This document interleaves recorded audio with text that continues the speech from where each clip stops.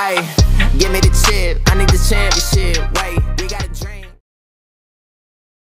Salut, moi c'est Alan, j'ai 23 ans et je suis issu de la région parisienne. Je suis un gardien de but de la réserve du Red Star et international malgache aussi. J'ai commencé un peu tard, j'ai commencé en U15, c'est particulier. J'ai commencé au club de Levallois, dans ma ville. J'ai fait 2 saisons. Après, je suis parti à Montrouge avec les U17 nationaux. J'ai fait 6 mois, c'est pas très bien passé. Après ça, je suis parti au Racing, où je suis resté 3 saisons. Passé par Neuilly aussi, la première année senior. Et j'ai continué, je suis allé à Créteil, où j'ai fait senior R2. Après, je suis monté avec la N3 et après, il y a eu le Covid, donc j'ai pas pu trop jouer. Après, je suis parti une saison à Cergy l'année dernière, où je faisais R1 et R3 aussi. Et cette année, j'ai signé au Red Star.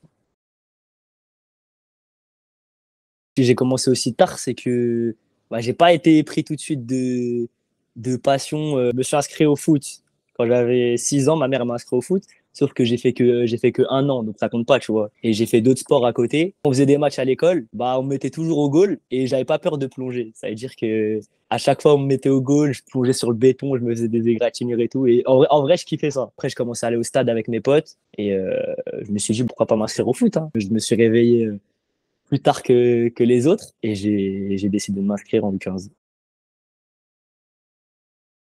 Dès le début, quand j'ai commencé, je voulais déjà atteindre le meilleur niveau. Et les gens ils me prenaient pour un fou parce que je venais de commencer. Donc je connaissais rien, j'avais aucune base. Mais sauf que je suis quelqu'un qui apprend vite. Après, je me suis beaucoup entraîné. J'ai beaucoup appris avec mes coachs de gardien. Arrivé en U17, vu que je commençais à être bon et que je faisais des bons matchs et tout, je me suis dit, je vais tenter. Donc, je suis parti faire des détections. Je suis allé à Montrouge, j'ai fait un essai, revenu. J'ai fait 2 entraînements, je pense. Et le coach, il m'a dit qu'il était intéressé par mon profil et que si j'étais intéressé de venir, j'étais le bienvenu. Donc, je me suis dit, U17 national, c'était le meilleur niveau pour mon âge. J'ai signé direct là-bas. Il y a plusieurs paramètres à notre poste. C'est un poste, c'est le plus dur pour moi. Déjà, il faut avoir des qualités techniques, c'est important. Après, c'est là où moi, j'ai pas été tout de suite bon, c'est côté mental, parce qu'il faut être prêt. Plus tu avances, plus faut de l'exigence. C'est de m'imposer en sélection. J'ai mis un pied dedans, mais voilà, je suis numéro 3 aujourd'hui en sélection. Après, c'est toujours de continuer à progresser, avoir du temps de jeu aussi, surtout en club, parce que ça passe par des performances en club pour pouvoir aller jouer en sélection. Donc aujourd'hui, je suis à la recherche de plus de temps de jeu pour pouvoir m'améliorer tous les jours et voilà, atteindre le plus haut niveau possible, quoi. J'essaie d'avoir un comportement professionnel, même en étant amateur. Donc, je mange bien. J'essaye de dormir tôt, même si c'est compliqué, parce que je travaille à côté. Je fais pas que du foot. Je m'organise au mieux pour allier le foot avec mon travail. À côté, je m'entraîne aussi. Je m'entraîne en salle et je fais un autre sport aussi qui est la boxe thaï. Je retrouve un peu les aptitudes mentales qu'il faut avoir au poste de gardien aussi.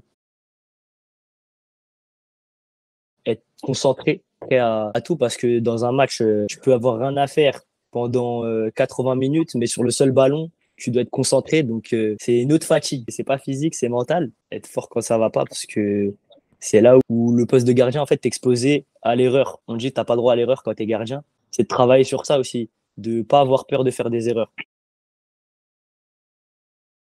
Déjà, je suis quelqu'un qui va pas aller au conflit et je suis toujours dans le travail, que ce soit avec tous mes concurrents. Moi, j'ai jamais senti de problème personnellement. Ça reste de la concurrence, donc forcément, il y a de la compétition. Donc, tu as envie de prendre la place de celui qui est à ta place.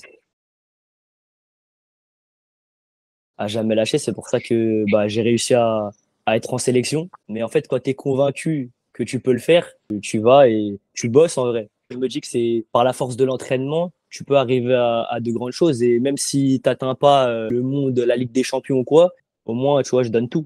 Je donne tout, j'essaye d'aller au maximum de mon potentiel. L'hygiène de vie, l'alimentation, j'essaye de bien manger. Aussi l'organisation, tu vois. J'essaye de bien m'organiser, de caler des séances supplémentaires quand j'ai pas entraînement, parce qu'on n'a pas entraînement tous les jours, de mettre des séances supplémentaires en salle. Je demande aussi, parce qu'on a un préparateur physique au Red Star, donc je demande des programmes pour pouvoir améliorer mes qualités physiques, mes capacités physiques.